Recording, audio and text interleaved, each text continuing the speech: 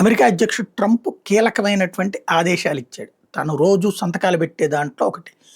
ఈ మధ్య కాలంలో పాలస్తీనా నుంచి వచ్చినోళ్ళు, లేకపోతే కనుక సిరియా నుంచి వచ్చినోళ్ళు అట్లాగా వివిధ దేశాలు ఏదైతే ఇస్లామిక్ దేశాలలో వర్గాల మధ్య కొట్లాట కారణంగా అక్కడ విద్యకి దూరమై, ఉపాధికి దూరమై, బ్రతుకు తెరువుకు దూరమై, ఆ చావు బతుకుల మధ్యన ఉన్నటువంటి వాళ్ళని అమెరికా తెచ్చుకుని అక్కడ పనులకు వాడుకుంటది. అక్కడోళ్ళు లోకలోళ్ళు $16, $20 అయితే వీళ్ళు ఏ $5, $10 పనిచేస్తారు కాబట్టి వీళ్ళని అక్కడ ఫ్లోట్ చేస్తూ ఉంటది.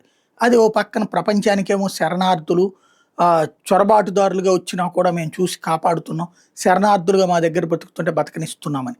వీళ్ళందరూ ఈ మధ్య కాలంలో ఏమైపోయింది, కంఫర్టబుల్ లైఫ్ వచ్చాక అమెరికాని నిలదీయడం ప్రారంభించారు, అమెరికా మీద ఉద్యమించడం ప్రారంభించారు.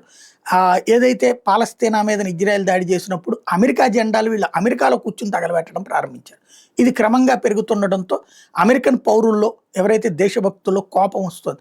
మన తిండి తింటూ, మన మధ్యన బ్రతుకుతూ, మన వల్ల బ్రతుకుతూ మన దేశపు జెండాలు తగలెట్టడం ఏంటి, అక్కడ మన విదేశాంగ విధానం మన ఇష్ట ప్రకారం తీసుకుంటాం, మన విదేశాంగ విధానం ఎట్లా ఉండాలో వీడౌట్ డిసైడ్ చేయడానికి అన్నటువంటి రూట్లో మాట్లాడుతున్నటువంటి సిచ్యువేషన్.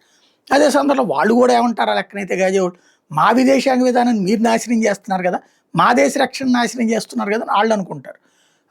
అది ఇద్దరి మధ్యన మాటలు, ఆ ఫీలింగ్స్ ఉంటాయి. అయితే ఇప్పుడు ఆ అమెరికన్ జెండాని ఎవరన్నా తగలబెడితే అది ఉద్యమం కారణంగా కావచ్చు, విడిగా కావచ్చు, ఏడాది జైలు శిక్షని ఖరారు చేస్తూ ఒక ఆదేశాలు ఇచ్చి అన్ని రాష్ట్రాల యొక్క పోలీస్ సిబ్బందికి కోట్ చేస్తూ మీరందరూ ప్రిపేర్డ్గా ఉండండి, ఇట్లాగ శిక్షించండి అని చెప్పేసి స్వయంగా ట్రంప్ తనదైనటువంటి ట్విట్టర్ అయినటువంటి ట్రూత్లో పోస్ట్ చేసుకొచ్చారు.